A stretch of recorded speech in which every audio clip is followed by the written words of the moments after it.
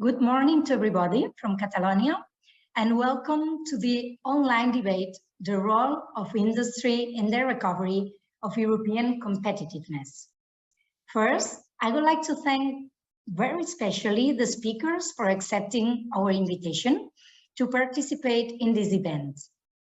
This is the 8th debate of the DIPLOCAT Digital Talk series that we launched in 2020 to analyze the world after the COVID-19 pandemic. On this occasion, the topic of the debate was a proposal of the Business, Social and Trade Union Working Group of DIPLOCAT member entities.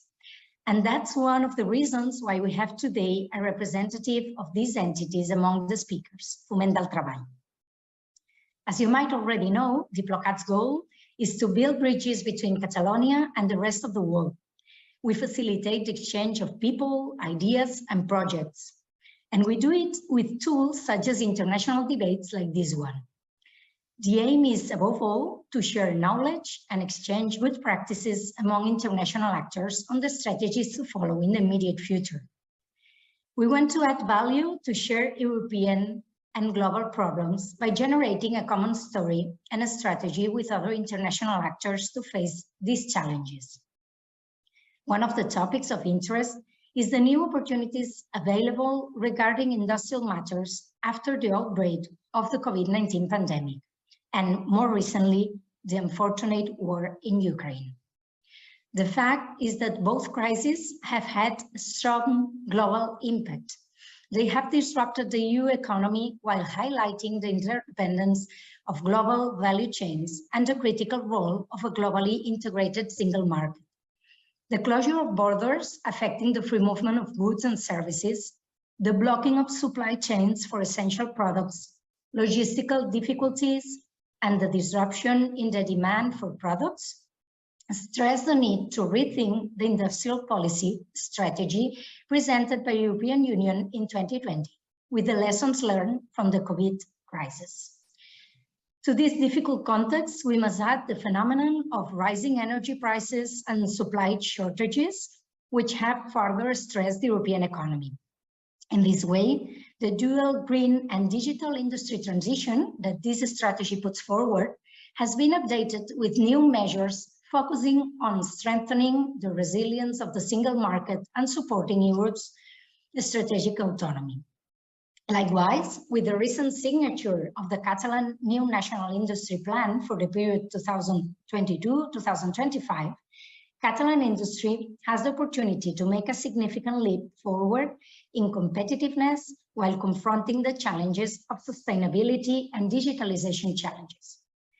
In this sense, I would like to congratulate our speaker, Ms. Natàlia Mas, Director General for Industry in the Catalan government, for this recent achievement.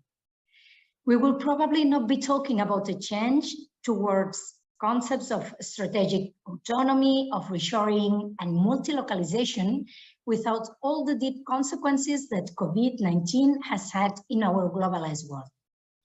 Although some opinions point reshoring as a necessary process, we must remember at the same time that in 2020, the European Union suffered a strong strategic dependence on imports from China, since 55%.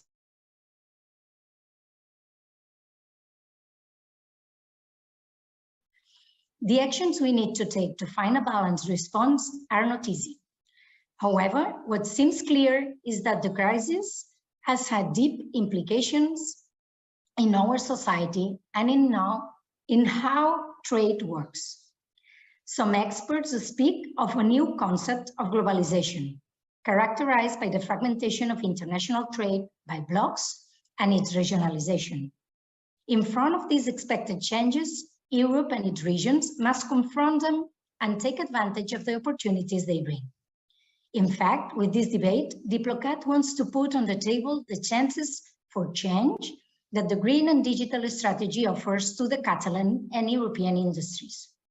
More specifically, we will see how the plan of strengthening the industry's resilience, recovering its autonomy, and reducing its external dependence can help regain European and global competitiveness. Given this new industrial landscape, the question that we must ask ourselves is, Can Europe, and in our specific case here, Catalonia, take advantage of these much needed changes? We will see if today we find out the answer to these and to other questions. And having said that, let me introduce the speakers that will participate in what I hope will be a very fruitful and rich debate. Also, remember, you can ask your questions to the panelists through the chat room on YouTube. The first speaker I will introduce by alphabetical order is Ms. Karina Azar, who is Senior Economist at the Department of Economy of Foment del Treball, member entity of DIPLOCAT. Born in Montevideo, Uruguay, and educated at Universidad de la República, a free public institution to which she owes an excellent training, she has been living in Catalonia for more than 10 years, a wonderful land to which she owes many opportunities, according to her. Our next speaker, Ms. Clotilde Barbot, is head of the unit Partenariat et Dispositifs at the Economic Department in the Regional Government of Auvergne-Rhône-Alpes in France. After a business school and a master's degree in philosophy at Sorbonne University, she became a public servant in charge of various projects of local development, urban renewal, digital use planning, and green transformation of industrial sectors. She is now working as an economic development manager in the service of local authorities. And last but not least, we have with us Ms. Natàlia Mas. She holds a degree in business management and administration and a degree in international trade from Pompeu Fabra University. She earned a master's degree in European economics from the College of Europe and a master's degree in economic policy from Columbia University. She has worked and studied in China and completed a postgraduate study program in Chinese language and civilization at the School of East Asian Studies. In June 2021, she was appointed Director General for Industry of the Government of Catalonia, and since September 2021, she also serves as the Chief Executive Officer of Acció. In previous positions in the Catalan government, she was Secretary of Economy in the Ministry of the Vice Presidency and Economy and Finance, and Secretary for Foreign Action and the European Union in the Ministry of Foreign Action and Open Government. She has also worked at the European Central Bank, the World Bank, and Banc Sabadell. Thank you very much to all of you for being with us today. And I must say that it is a real pleasure for me to moderate this debate among three distinguished women in the field of industrial recovery. And now, let us get the debate started. The first question is addressed to both Ms. Barbot and Ms. Mas. There is no doubt that the fact that some companies are relocating back to the European continent, where their territories have established innovative labor, digital, and environmental regulations, represents a great opportunity to make the world a more equal and socially and environmentally friendly place. Regarding this new situation, my questions are, first, given the ecological and social potential of these relocations, what other opportunities do you foresee? And second, given the probability that most companies will relocate part of their production chain to Eastern European countries, such as the Czech Republic or Poland, what mechanisms have been established or what incentives are being given, if any, for them to relocate to regions such as Catalonia and Auvergne-Rhône-Alpes instead? Ms. Barbot, you have the floor.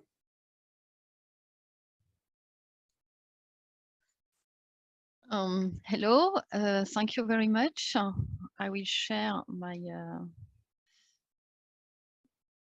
my screen.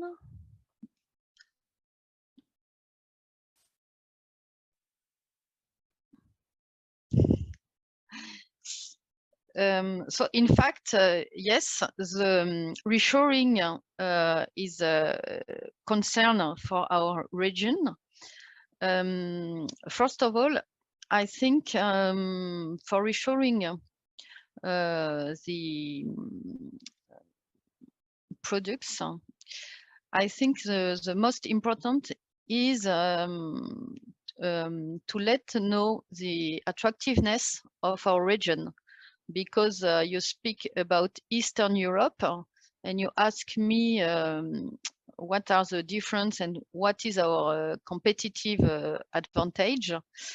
I will present you our policy, but first of all, I will introduce you our region and the attractiveness of our region. So first of all, I will show you some key facts and figures. I think it's all the environmental advantages of our region can be a very important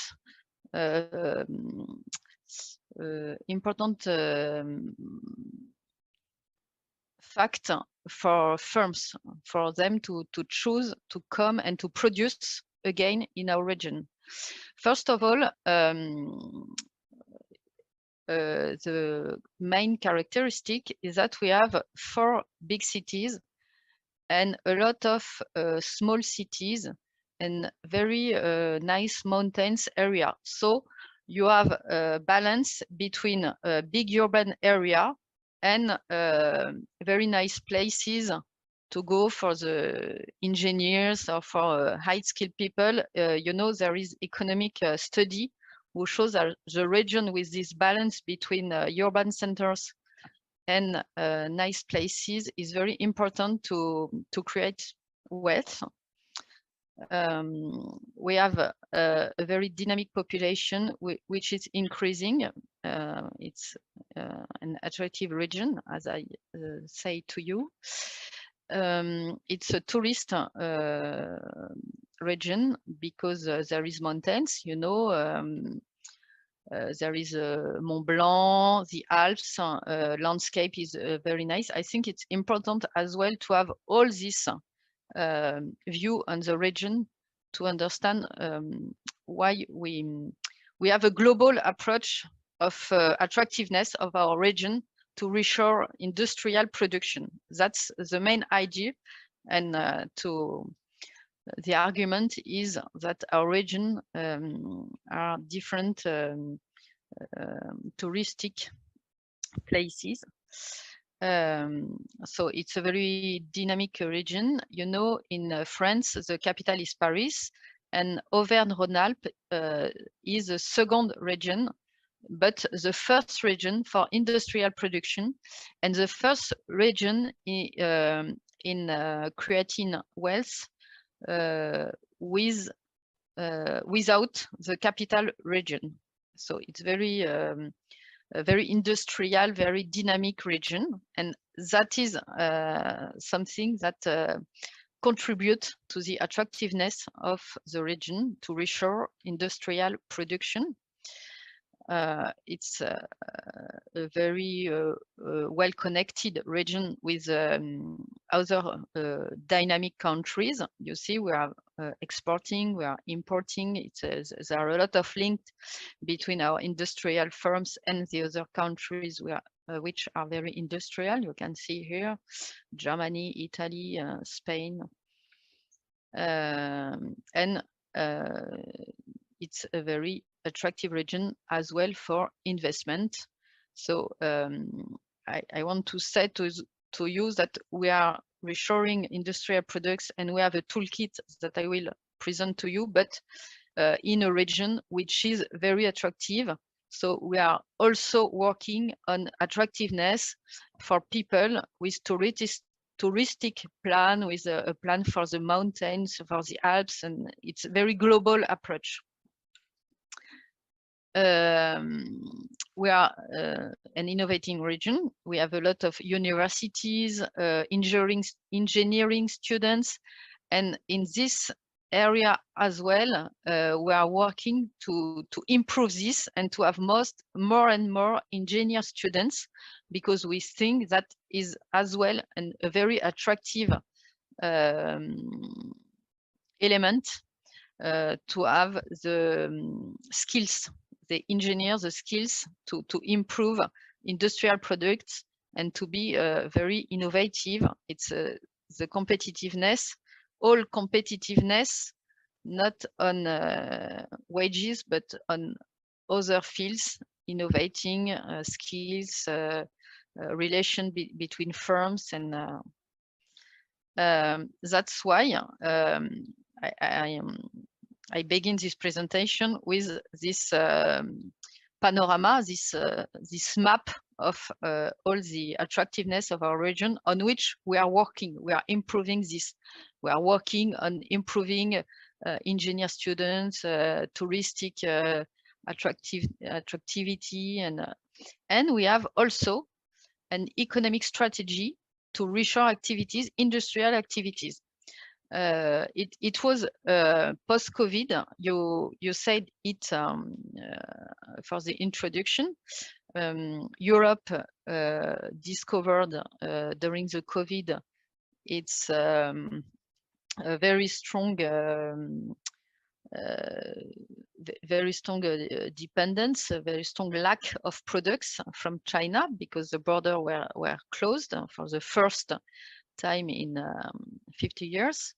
So the region decided in 222 to reshore industrial activities and with a toolkit for firms. All the firms which want to relocate an activity, they have this toolkit, and they can be helped to find some places to install, because you know there is this we have a shortage of places for industrial firms, plants, to find skills, to find money to invest.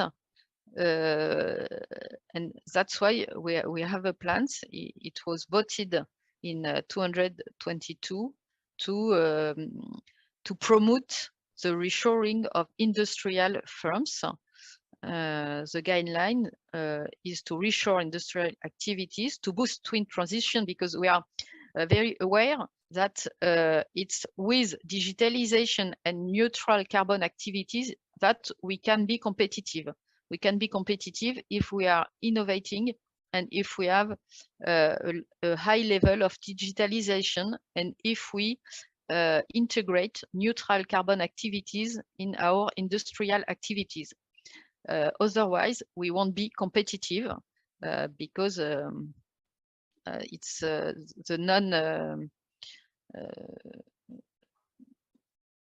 because it's in this field that we can be competitive, and we are here. There is a lack of skills, so we are training a lot of.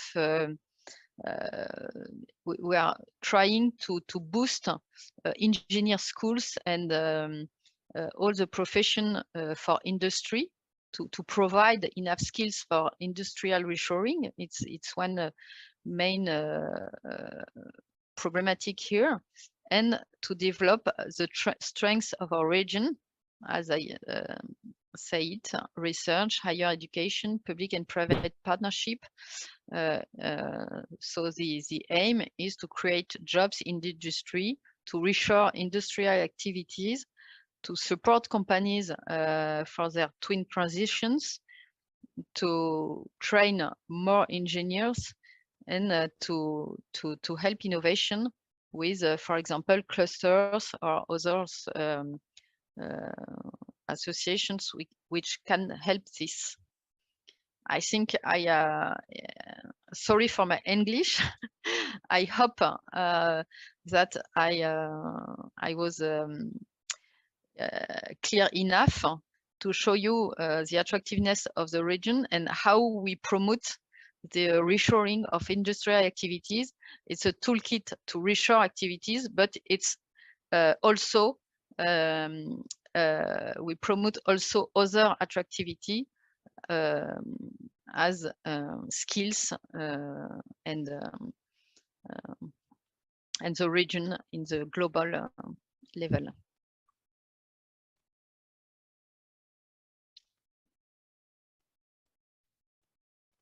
Ms. Natàlia Mas, please, would you like to share with us your thoughts about it now? Yes. Thank you.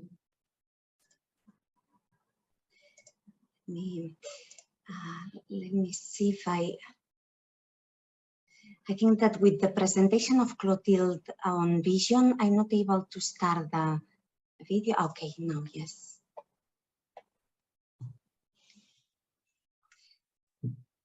Well, hello, good morning. I'm not sure if, well, I see the presentation on the screen, but well, in any case, first of all, good morning to all of you.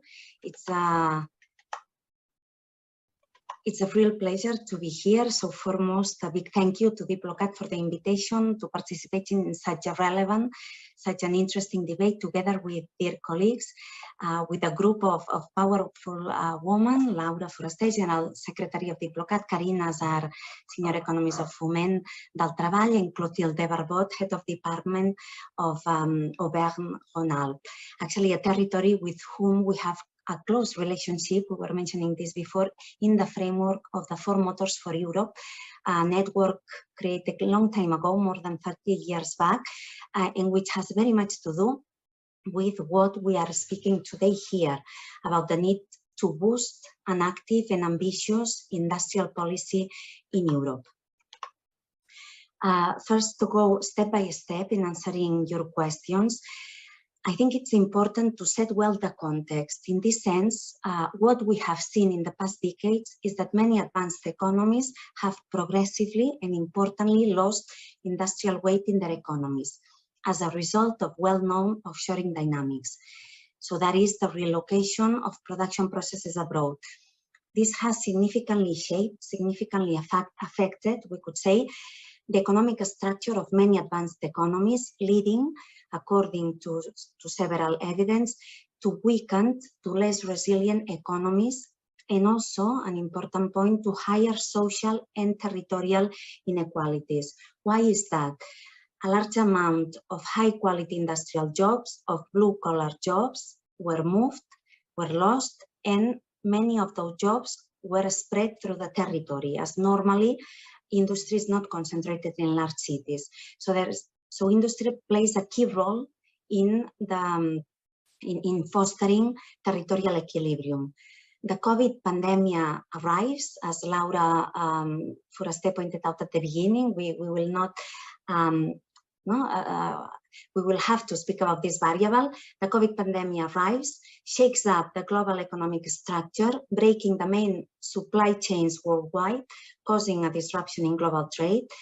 And when we start seeing a light at the end of the tunnel, the Russian invasion of Ukraine has added to these difficulties, completely tensioning the energy market.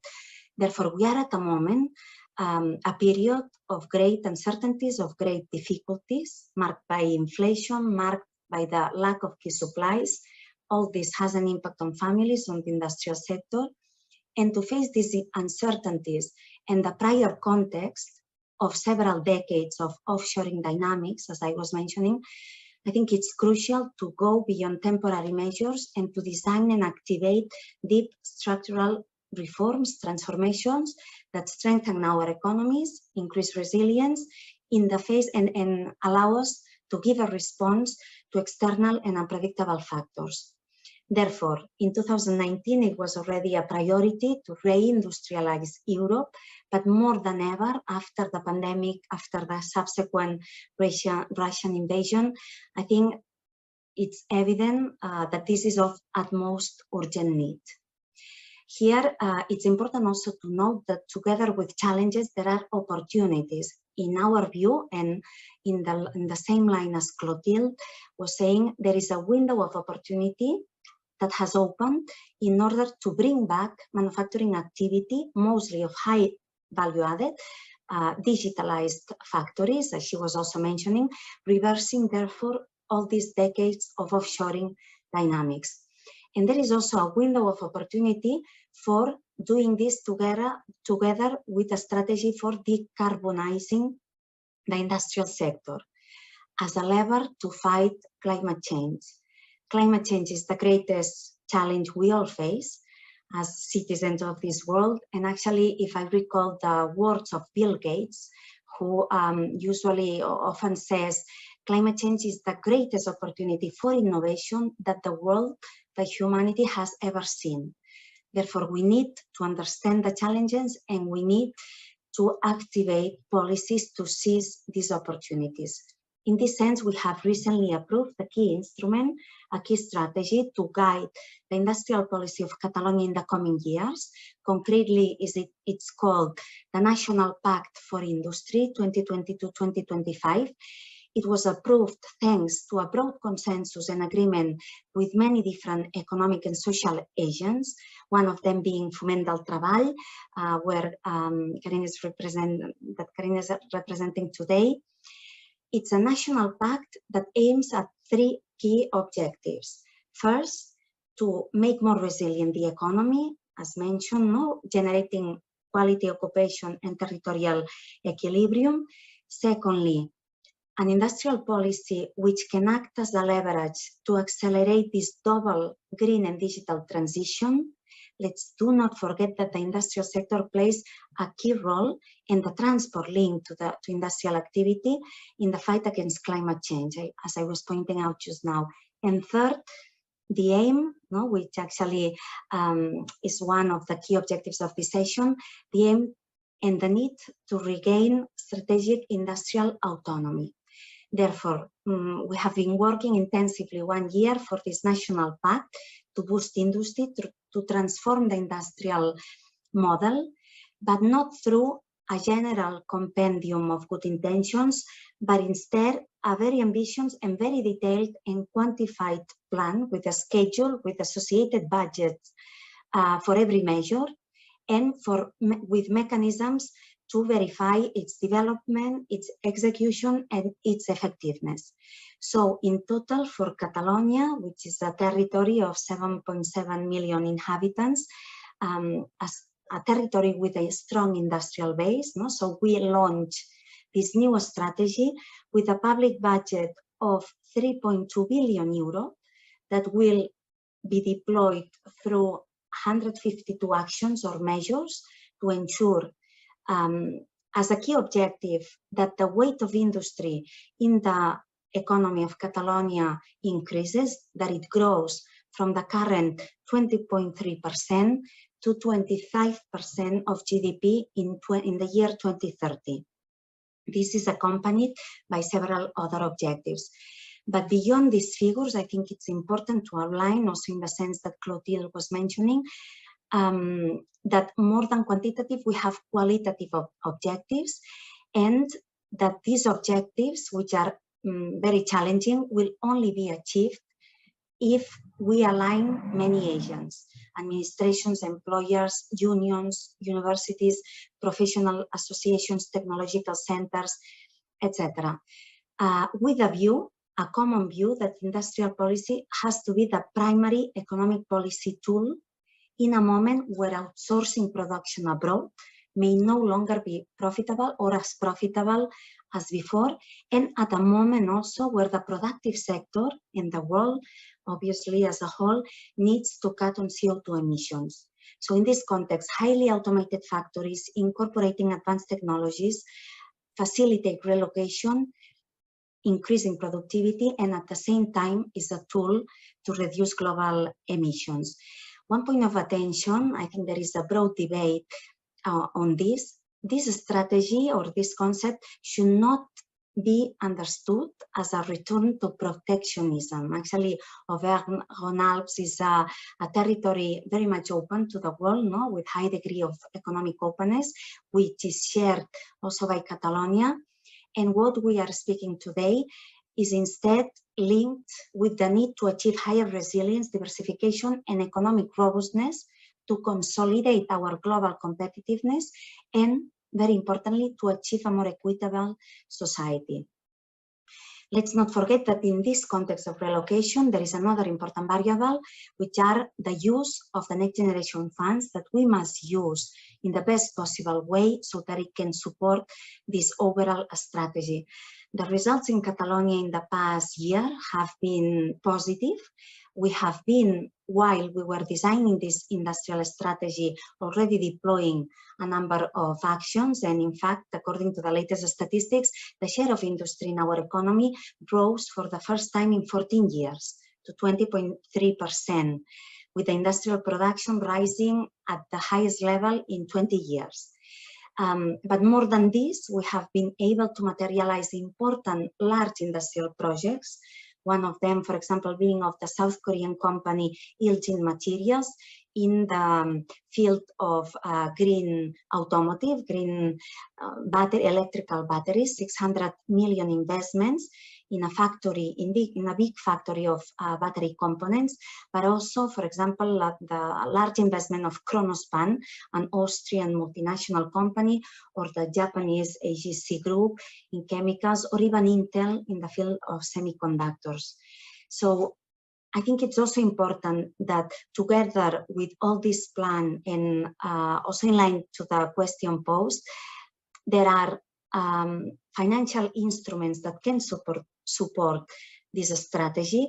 We concretely activated a new line of support called Reindus, capitalized with 27 million euro, that this one has helped to support small and medium industrial projects, concretely 44 industrial projects, to make them become a reality throughout the territory.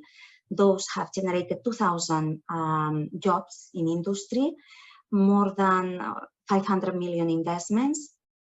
So, well, in all of these, one could mention other activities focused on helping companies that confront these logistical challenges, these supply difficulties, or even more specific services to help companies deal with the Russian-Ukraine war effects, and even the suspension of trade relationships that happened between Algeria and Spain. So therefore, a global context, a global toolkit, a systemic toolkit is I think what we need, very much coordinated within other European territories, European authorities, but also targeted actions to face concrete conjunctural difficulties.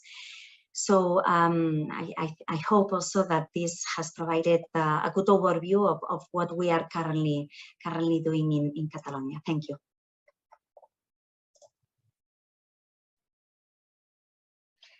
Thank you very much to both of you. Thank you for sharing with your answers. For sharing with us all the work that you are doing from both governments, from Rhône-Alpes and from Catalonia. And now let's move to the industry itself. And the next question goes to Ms. Karina Azar. Hello, Karina. Hello, good morning. Hello, good morning. I wanted to share with you this thought from various think tanks, such as the Tony Blair Institute for Global Change. It has been pointed out that reshoring will have a considerable impact on the consumer, since this process could lead to reduction in the available supply, an increase in costs, and consequently, a reduction in the capital invested in innovation. Given these challenges, we would like to know what proposals you have put forward from your organization and what you expect to be the answers to this problem, which is the ultimate, we believe that the ultimate victim of which is the consumer. I don't know if you share this thought with us. Okay, well, first of all, good morning to everyone who's participating in this meeting. Guests and organizers as well, thank you very much for the invitation.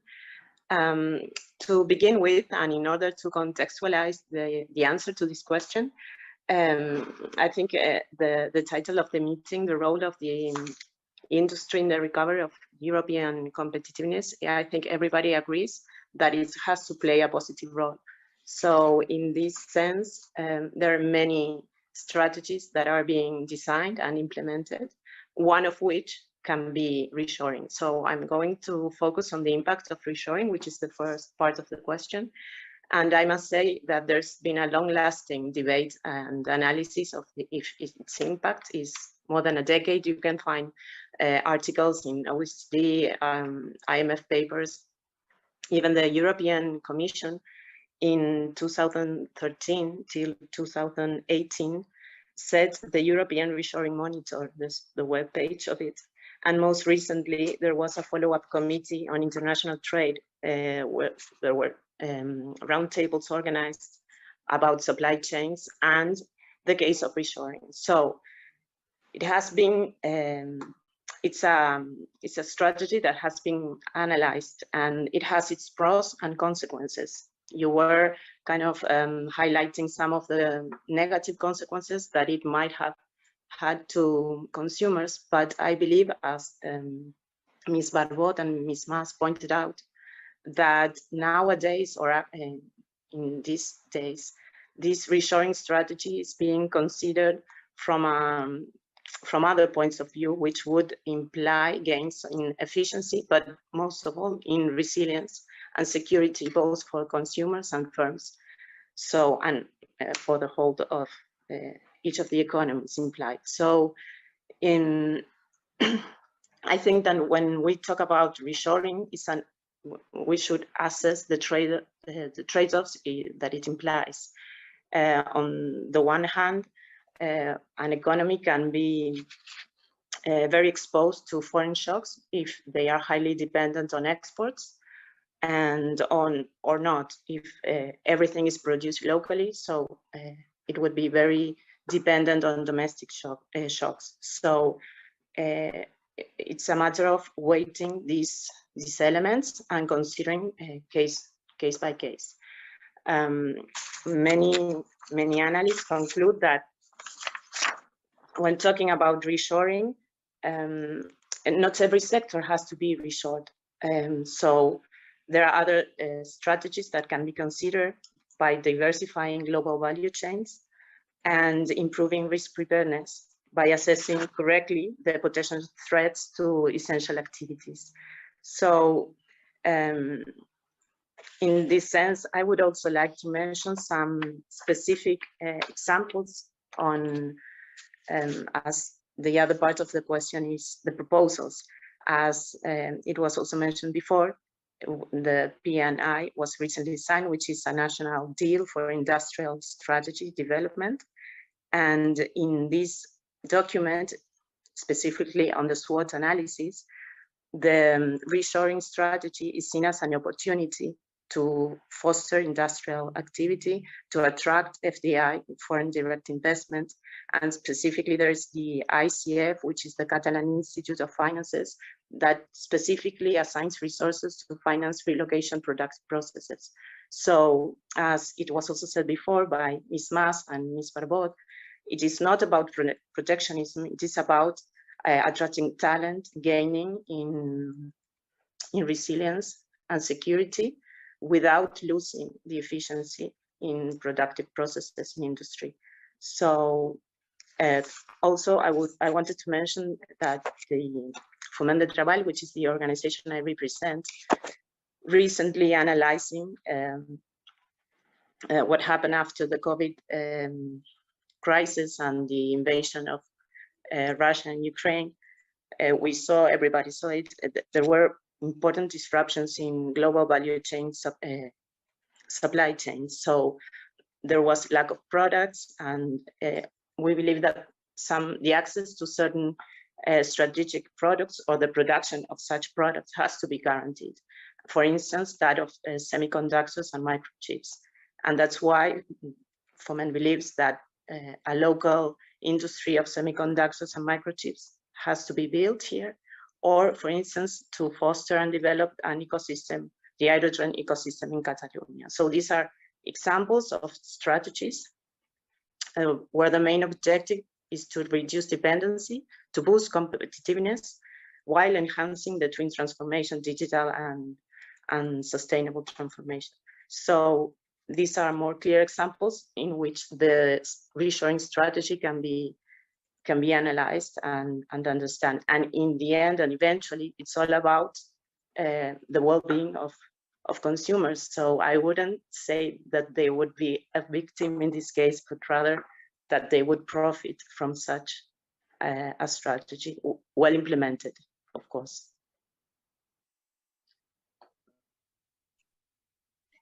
Thank you very much, Karina, to give us also this point of view from both the industry and talking also from the point of view of the consumer, no? At least what you think about it, your view is about it. Thank you so much. And let's start now a second round of interventions, this time with a common question to all the participants.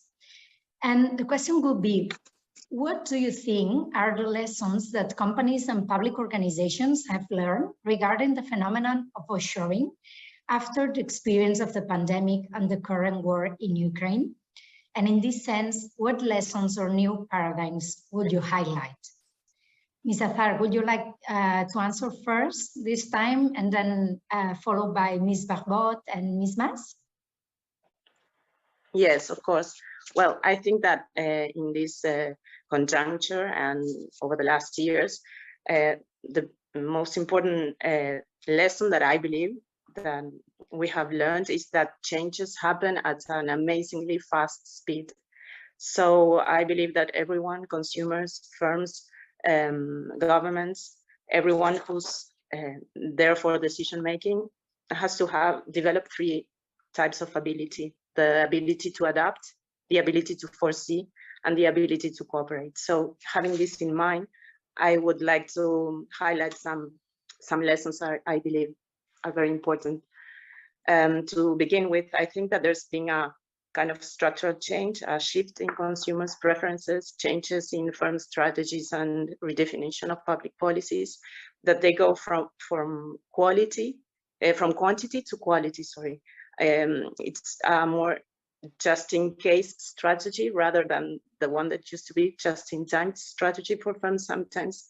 And I think that we are all seeing that we are able to accept some loss in efficiency if it would mean a gain in resilience. We value more security nowadays.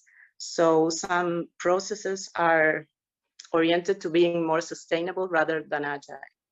This is one of the first lessons I wanted to share. And the second one, I think that, as it was mentioned before from all of you, that there are two strategies which are being very important. Digitalization and sustainability are seen as strategies to reduce costs, to reduce the carbon footprint. So there's a definition of new strategic tools which imply these two aspects. And to finish, I would say that this could be a historical opportunity to change some dependencies that we had over the last decades. And I think that all the changes that this imply had to come from social dialogue, collaboration between regions as well and countries, and also within with private and public cooperation. Thank you very much, Karina. Ms. Barbot?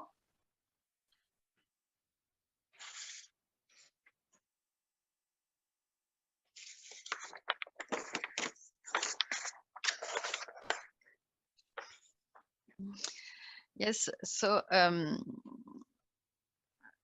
think you can see my my screen. Yes. Okay, so I will go on with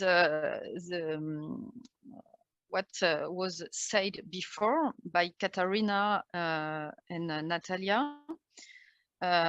It's a big change and a very fast change, and the region is focused on one firm's need, but also on industrial strategy, the European industrial strategy.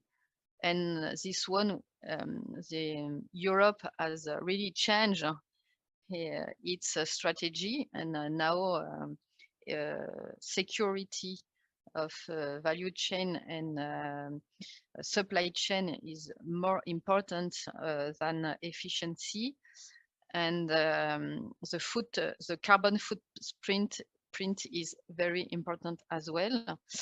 So our strategy includes these aspects, and as it was said before, all products don't have to be reshored. So we have an analysis this on products, and so we think in the region that there are some sectors of excellence. You can see them on the on the screen. We focuses our means, our toolkit, on sectors of excellence and key sectors here, and we have an analysis on value chain, because we think that we have to focus on this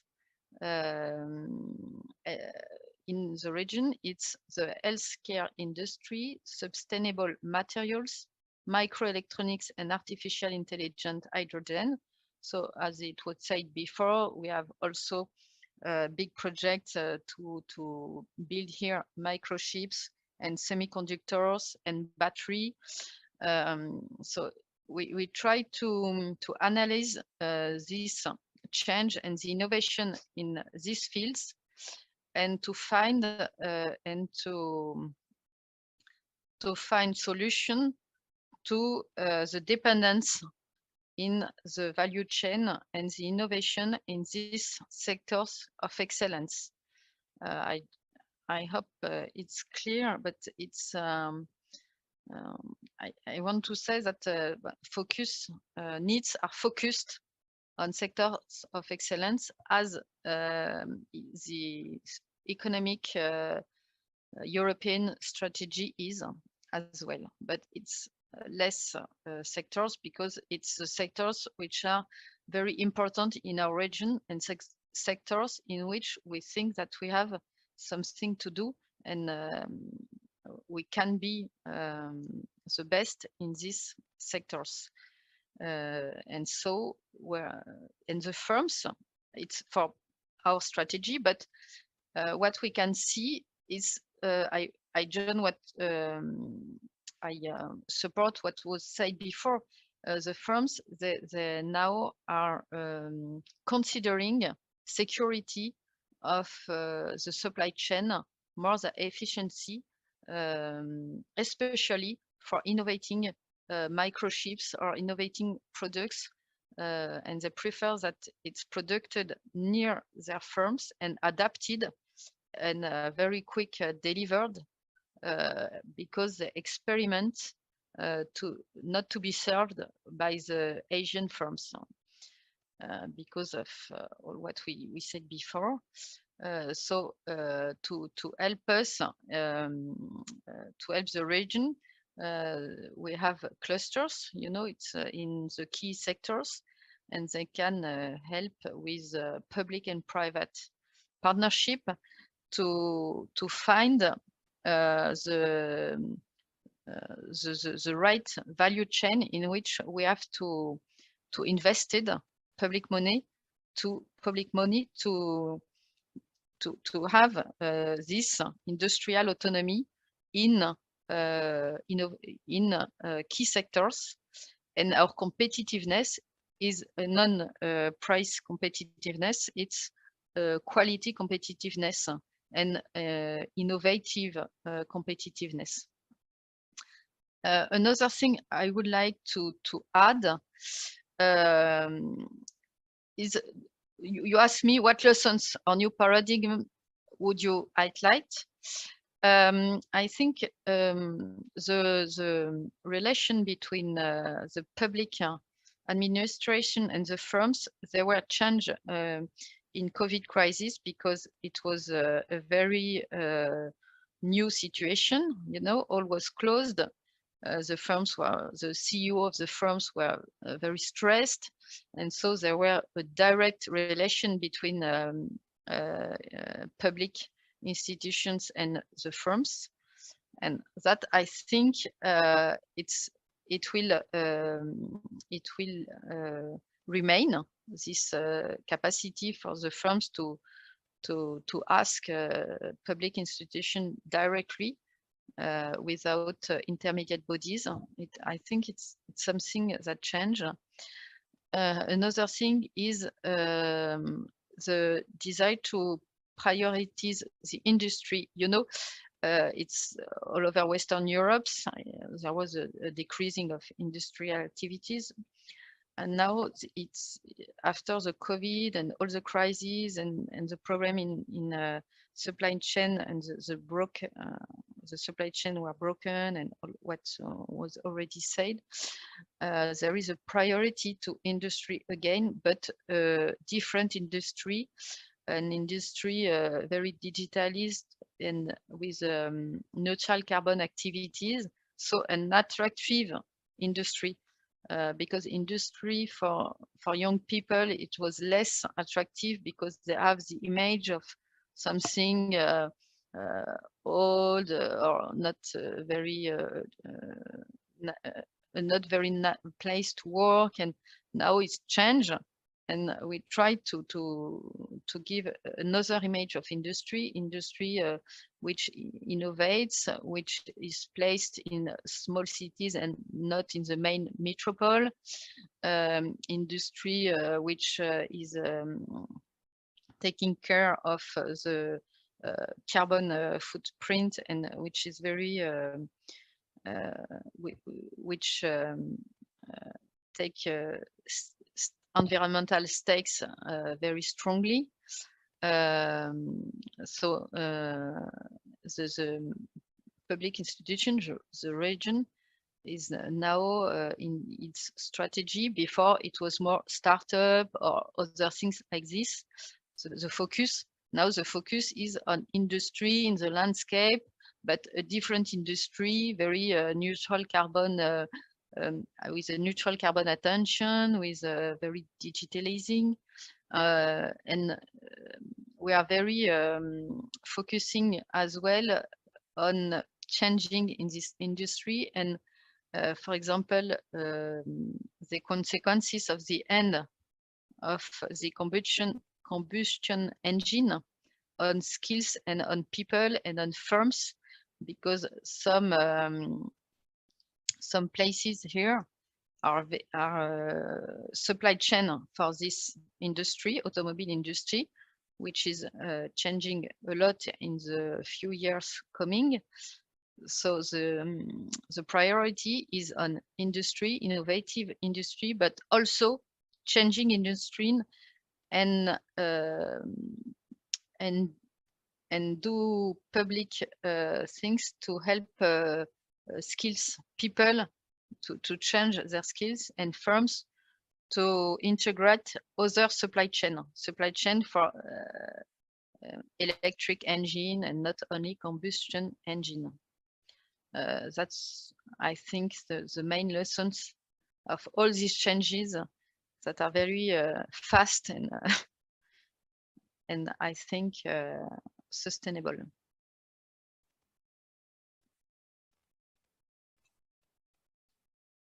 Thank you very much, Ms. Barbot. Natàlia, would you like to say a word also to close this round, please? Yes, I think on the question you were posing, no, what key lesson have we learned in the past years, decades? I think one that we have learned or should learn is that the most liberal theory of the last decades, which stated that the best industrial policy is that one that does not exist, this has proven wrong. No, this is a view that favored, as we were commenting, a process of delocalizations that have weakened the industry, the industrial autonomy of Europe, and that I think, fortunately, at the current time, the EU as a whole has seen the need to reverse, no? To regain this strategic autonomy, actually, with two examples, the Battery Alliance, or, for example, the currently developing European Chips Act. Also, for too long, I think industrial policy either did not exist or it was a reactive industrial policy, not an active or proactive one. And this has to change.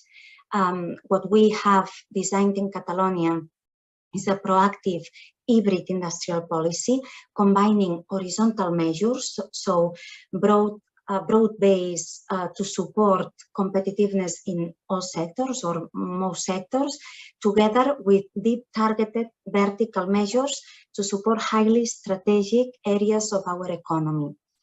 Actually, if we recall, no, the beginnings of this common project, the EU, in the Treaty of Rome, it was stated that the EU industrial policy was not necessary since the achievement of the common market and the elimination of internal barriers, tariff barriers, technical barriers, would be sufficient measures for the industrial sector to develop without problems. No? Then with the financial crisis of the 70s, a defensive industrial policy was activated to target sectors in difficulties. From the mid-80s, this changes to crucially a horizontal strategy to generate an environment favorable for business competitiveness. But I think now, in line with the lessons that we were mentioning, there is a need to look in detail which is our participation in strategic value chains, which are our dependencies, how these are growing, which is our technological specialization, etc., etc. And this is the approach, again, that we have followed with Catalonia's National Pact for Industry. We have identified some strategic sectors, very much in line with the ones that Clotilde was mentioning: agro-food, mobility, sustainable mobility, biotechnology, energy, microelectronics and semiconductors, etc. I was mentioning before also, and I want to outline again the importance that this industrial policy, this toolkit, has to be systemic. It has to be cross-cutting and involving the collaboration of many different agents. And in this sense, we are very satisfied again that this industrial policy has the support of the parliament, so parliamentary groups, universities, associations of all types, technological centers, employment associations, etc. No? I fully agree as well with what Karina was saying as regards flexibility to adapt, and also with the point of Clotilde about selectivity. We need to be selective. We should not aim at reshoring all types of activity, but instead to go deeper into really what are the needs, which is the bet, the strategic strategy that we want to follow. Let's recall that with the pandemic, many companies in the industrial sector were forced to reorganize the manufacturing processes, faced very important shortages of raw materials. We still face important shortages of key inputs, as for example, semiconductors. More than half of European industrial companies depend on semiconductors, on chips, for which we almost do not have production in Europe. No? So I think this is an example, and that can be applied to other strategic sectors. So to conclude, I think that not only companies, but also governments, and it has to be a public-private effort, a public-private collaboration to reflect on which public and private policies can be designed and deployed in the current times that at the end generate this concept of shared prosperity for all, that we do not lose efficiency, that we increase resilience, and importantly, crucially, I would say, help us against the big challenge of climate change. So this toolkit has to be very broad, from innovation, internationalization, employment, training, infrastructure, availability of industrial land, financing instruments, business dimension of our companies. So I think, and now this really to conclude, we are facing a decisive juncture, a very dual moment, a moment of dual nature, in which great challenges and difficulties coincide in time and in intensity with big opportunities that we cannot let go, that we need to seize. And I think the shared strategy is the key for success. So I'm optimistic that through a collaboration with Europe, with many different European territories, with European authorities, we can all deploy this shared strategy. Thank you very much. Thank you very much, Natàlia, as well for these optimistic views, after all. And now I would like to give the chance to the three speakers to interact with each other in case you want to comment on something. Well, Ms. Mas, since she was the last one to speak, she had already the chance also to complement some of the views of the previous speakers. I don't know whether Ms. Barbot or Ms. Azar would like to comment on anything that Natàlia said or whatever you want to say. And if not, we will move to the questions from the audience. Anything to add from any of you? No? Okay. So then, thank you so much. And we have some questions from the audience. The first one, it's from Mr. Miquel Bassart Lloret, and it's mainly addressed to Ms. Karina Azar, but any of you could answer as well. The question is, how does the intention to reprioritize resilience over efficiency translate into policy? Karina? So the microphone. Yeah. Now, no, it's okay. So, well, basically with this question would be like a kind of sum up with everything that was just said by the three of us.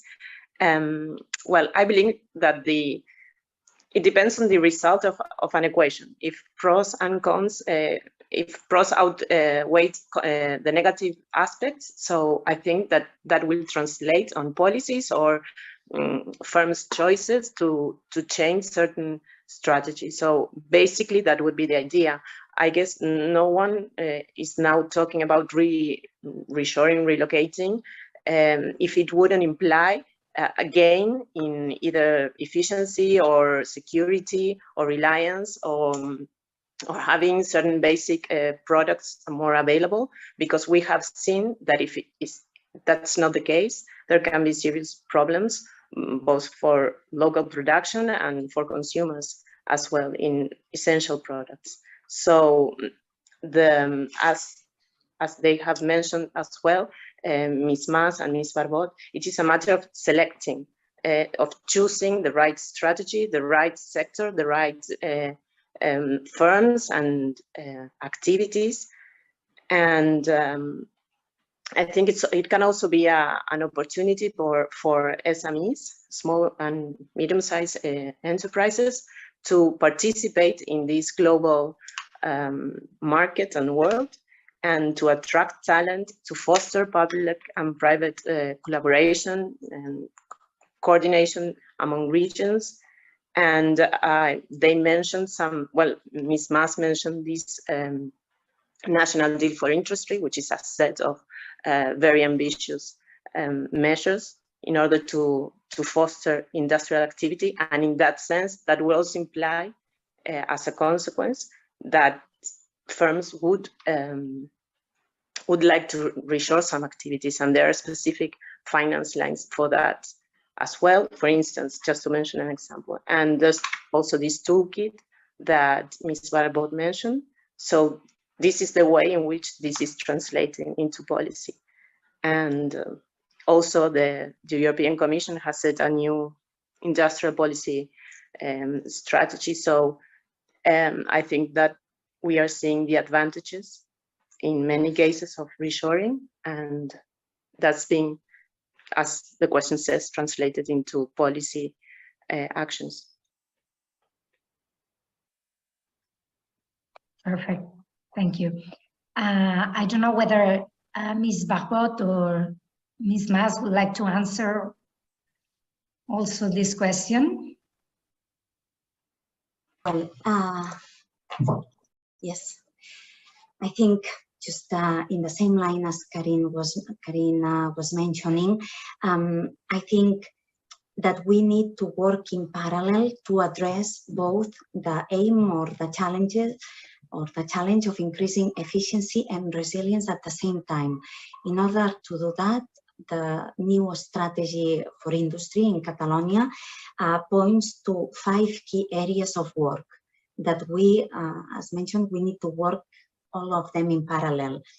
First, energy and circularity. We need to decarbonize the industry, both as a response to climate change, but also as a key policy for future competitiveness.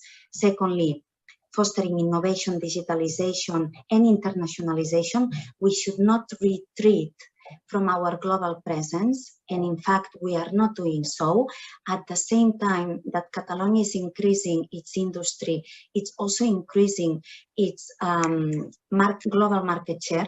In fact, the exports of Catalonia in the past year or years have been twice as much the rate of global international trade. So we are increasing our market share at the same time than increasing our manufacturing capacities. Why is that? Because I think that we are going into a world based more on regional specializations, where companies need to cut CO2 emissions, need to be closer to the clients, and therefore need to bring back certain production activities, but from a given location in a continent, in a big region, let's say, then to export throughout the territory. So global trade should remain strong, and therefore in these current moments where exporting abroad has become more and more difficult, we should also devote maximum effort so that we do not retreat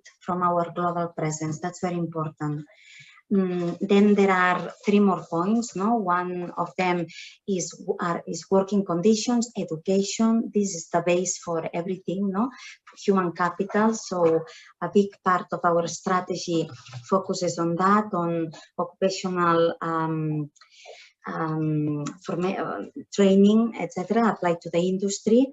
Then the 4th and the 5th point regards infrastructures and industrial land. We need different infrastructures. We need to move industrial products through railroads. This is crucial, and therefore this is also a big challenge for Europe as a whole to plan to develop new infrastructures that are aligned to this new industrial strategy.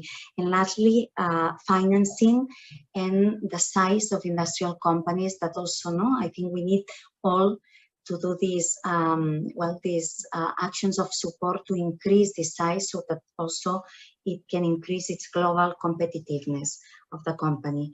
So just to add these few points. Thank you.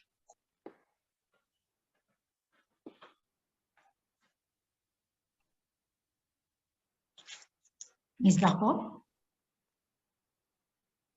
did you want to say something as well? Ms. Barbot? I think it was very clear what was responded. I only want to answer that the main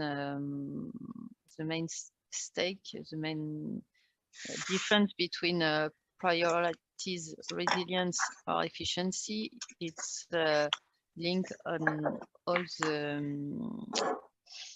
carbon neutral policy. I think it's a very guideline, a very pertinent, very important guideline to measure the difference. You can be less efficient if you are more neutral carbon efficient.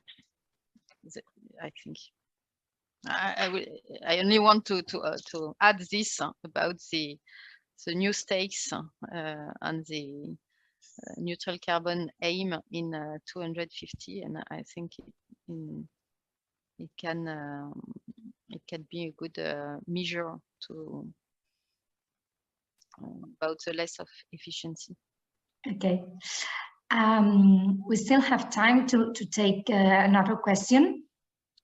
This one will be, to what point offshoring could move to countries in the periphery of the European Union instead to the EU itself? And then it says, for example, if manufacturing moves from China to Morocco or Turkey, Is this a risk or an opportunity, taking into account all what we said?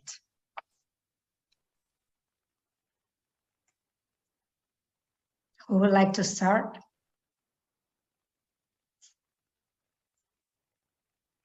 Karina? Okay, yeah. Well, maybe I would like to focus on the first part of the question, because I actually was going to ask for to add another comment on this matter that we're talking today.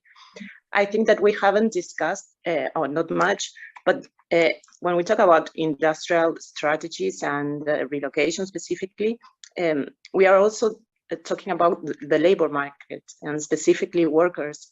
I've been reading before this meeting, and there was a specific case, for instance, in the UK, where workers from a certain factory that was no longer operative, they were asking to be reskilled or upskilled, which are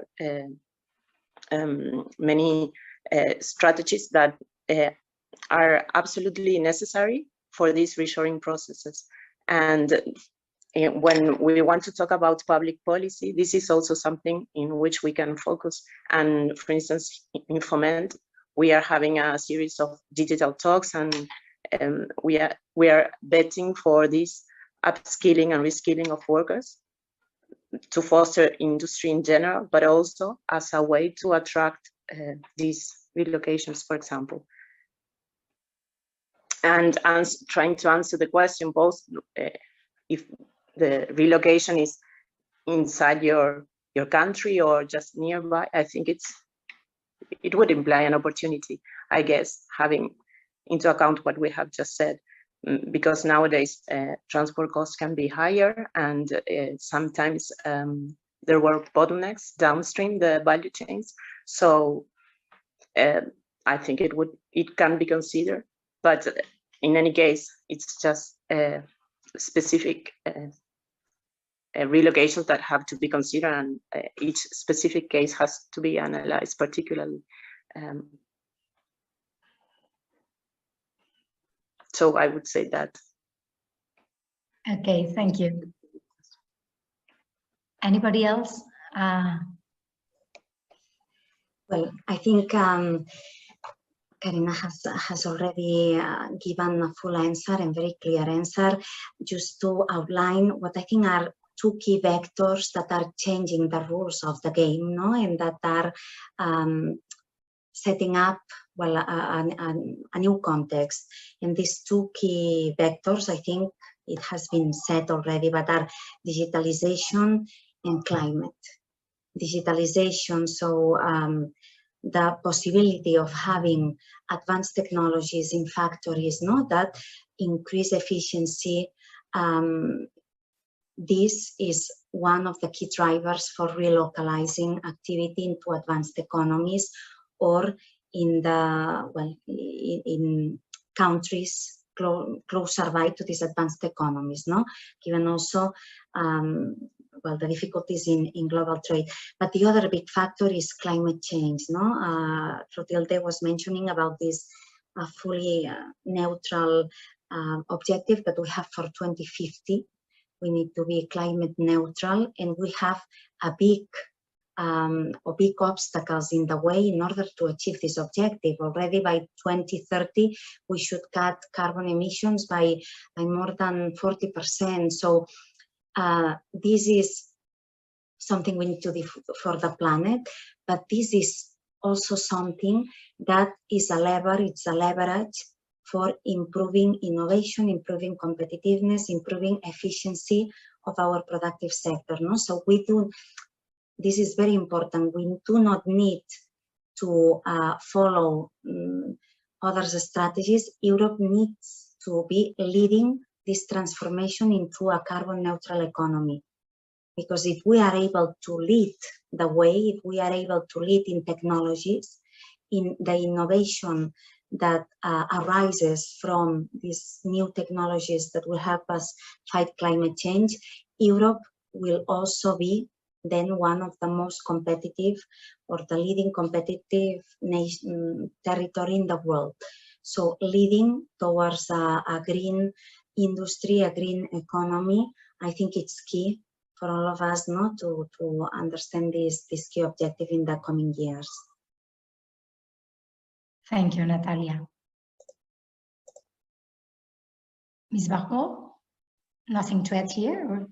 Yes, I only want to add that as it was already said, all products don't have to be reshored, and to gain our sovereignty, industrial sovereignty, there are more possibilities. There is reshoring, but there is also diversifying the supply chain. So as a question was if a product is reshored in Morocco from China, it can contribute to this diversifying supply chain. And we in the region, I think it's the same for other country, other region in Europe. We have a lot of cooperation. I think the aim of reshoring is not at all to be alone on our island.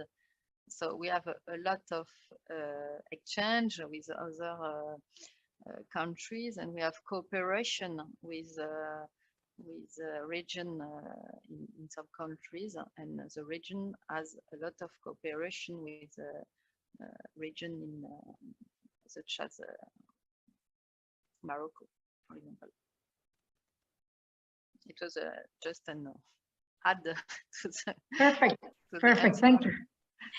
Thank you. Just, I think we still have more or less 10 minutes before we end the debate, and we can take a very last question. In this occasion, we move to transport. And the question is, what is the role you expect railway transport could play in Europe? Is there going to be an increased demand of railway transport? Some parts of the Americas, like Mexico, are heavily investing in railway transport. What are the opportunities and challenges you see here? Who would like to say something on this? Comment on at least your guess on that? Yes, absolutely. I think we were commenting on this point just before. The whole area of infrastructures will be key to foster or to make this new industrial European policy a reality or not. And one of the key areas in infrastructure is railway transport. So we need to foster, I think Europe is one of the areas in the world that has led development in railway transport, but we need to go beyond that, because we were also commenting it. One key objective of industrial companies is to achieve higher competitiveness through a reduction of their CO footprint. And therefore, a key variable to reduce CO footprint is to be able to send products through railway. This is actually one of the first variables or questions that big investors state to us, no? Which will be the way for me to export products in Europe, no? Or a given area through railway. Which connections to railway will I have, no? In this regard, I think it is absolutely crucial for Europe as a whole to finalize the Mediterranean corridor. This is a crucial infrastructure, railway infrastructure in Europe that is accumulating too many delays and is affecting global European competitiveness. And together with this, a number more of developments that are planned, no, in this regard.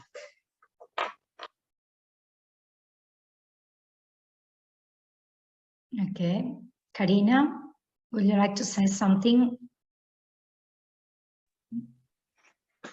Yes, I basically agree with what Ms. Mas has just said.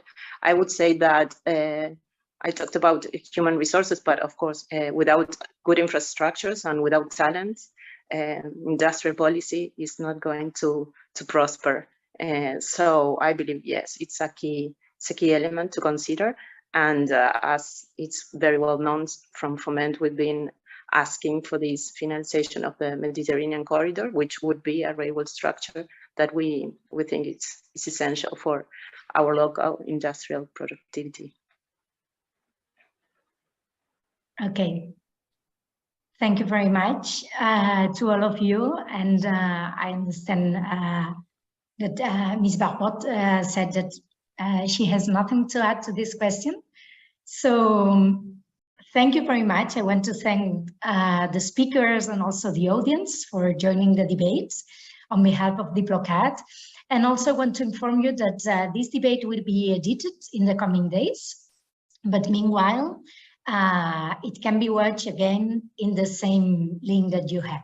So thank you so much and good luck and all the best in this process. And we'll see you in the next event. Thank you. Thank you very much. A pleasure to join this debate.